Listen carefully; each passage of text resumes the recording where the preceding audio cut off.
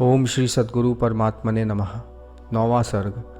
राजा के निषेध करने पर श्री विश्वामित्र जी का क्रुद्ध होना और श्री वशिष्ठ जी का श्री विश्वामित्र जी के तपोबल और अस्त्र बल के कथन द्वारा धीरे धीरे राजा दशरथ को समझाना। वाल्मीकि जी ने कहा, हे भरद्वाज, अपने प्रिय पुत्र रामचंद्र जी में अधिक स्नेह होने के कारण जिन वचनों को कहते समय दशरथ के नेत्र आंसुओं से भर गए थे, उनके ऐसे वचनों को सुनने के बाद क्रोधित होकर विश्वामित्र ने राजा से निम्न निर्दिष्ट वाक्य कहा, मैं आपके आदेश का अवश्य पालन करूंगा। इस प्रकार पहले प्रतिज्ञा कर उसे छोड़ना चाहते हो।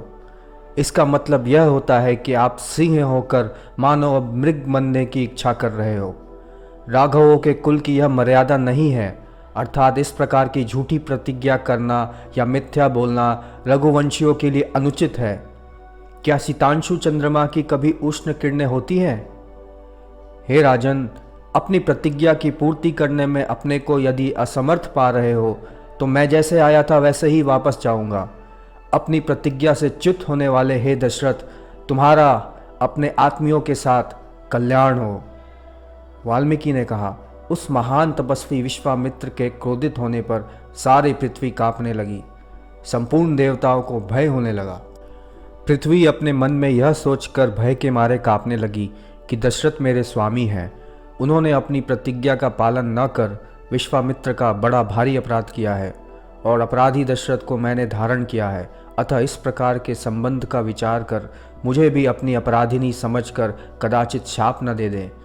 देवताओं को इस विचार से भय हुआ कि विश्वामित्र क्रोध में आकर अपने तप के प्रभाव से दूसरे रामचंद्र को उत्पन्न कर रावण वध के लिए उसी को यदि प्रेरित कर देंगे तो भारी अनर्थ हो जाएगा, क्योंकि नवीन रामचंद्र के साथ हम लोगों का कोई संबंध नहीं है। अतः अंत में वे हमारे ऊपर भी आक्रमण कर सकते हैं। जगत के मित्र महामुनि विश्वामित्र को क्रोध से अभिभूत यानी क्रोध पूर्वक देखकर धैर्य आदि गुणों से संपन्न उत्तम व्रतों का अनुष्ठान करने वाले बुद्धिमान महर्षि वशिष्ठ निम्न निर्दिष्ट वाक्य बोले। वशिष्ठ जी ने कहा, हे राजन, तुम इक्ष्वाकु वंश में साक्षात दूसरे धर्म के सदृश उत्पन्न हुए हो।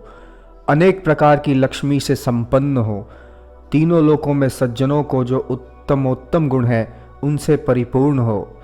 धीर और प्रतिज्ञा पालन आदि अच्छे व्रतों का अनुष्ठान करते हो।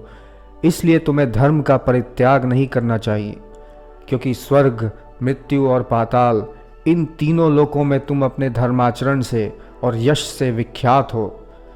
तुम्हारे कुल में उत्पन्न हुए पहले के राजाओं ने प्रतिज्ञा पालन आदि धर्मों का कितनी दृढ़ता के साथ परिपालन किया था, उसे स्मरण करो और तीनों लोकों में अभिष्ट प्राप्त करने में समर्थ महर्षि विश्वामित्र के वाक्य का आदर पूर्वक पालन करो। आपकी आज्ञा का पालन करूंगा, यूँ प्रतिज्ञा करके उससे अपना मुंह मोड़ लोगे तो तुम्हारे संपूर्ण इष्ट पूर्त आदि धर्म नष्ट हो जाएंगे। इसलिए महामुनि विश्वामित्र के साथ श्री रामचंद्र जी को भेजो।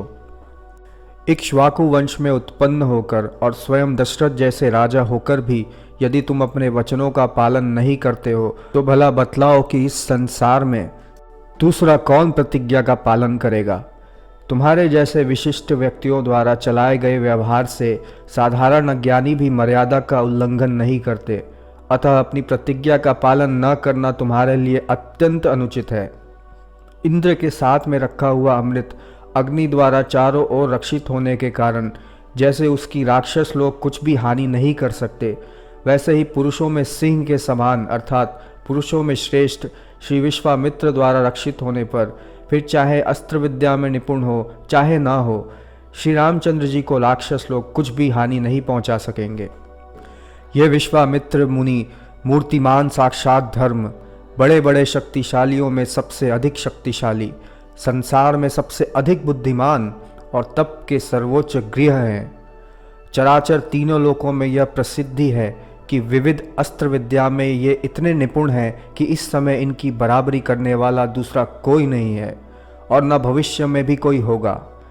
महर्षि विश्वामित्र की समानता न संपूर्ण देवता कर सकते हैं, न अस्त्र ऋषि कर सकते हैं और न असुर, राक्षस, नाग, यक्ष और गंधर्व ही कर सकते हैं। विश्वामित्र जब राज्य करते थे तब उनकी उग्र तपश्चर्या से संतुष्ट होकर रुद्र ने कृशाशव द्वारा प्रसूत अस्त्र उन्हें दिए। प्रजापति के पुत्र रुद्र के समान संहार करने में वीर, दीप्तिमान और शत्रुओं का निर्दलन करने में समर्थ वे कृशाश्व द्वारा प्रसूत अस्त्र विश्वामित्र को प्राप्त होकर अनुचर के समान उनकी सेवा करते हैं। दक्ष प्रजापति की जया और सुप्रभा नाम की दो अत्यंत सुंदर कन्याएं थीं। उनके गर्भ से बड़े पराक्रमी और शत्रुओं द्वारा दुर्जय 100 पुत्र उत्पन्न हुए।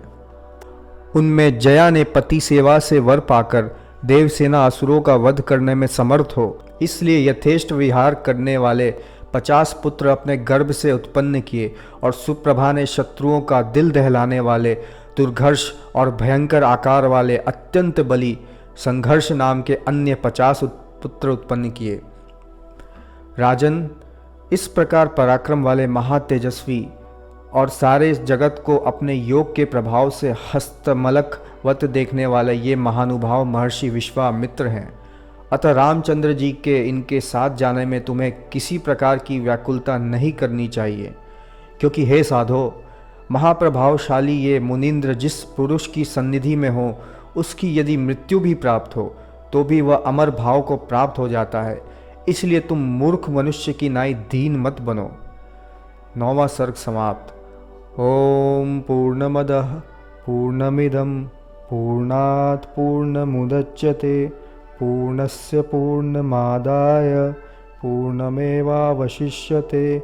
ओम शांति शांति शांति।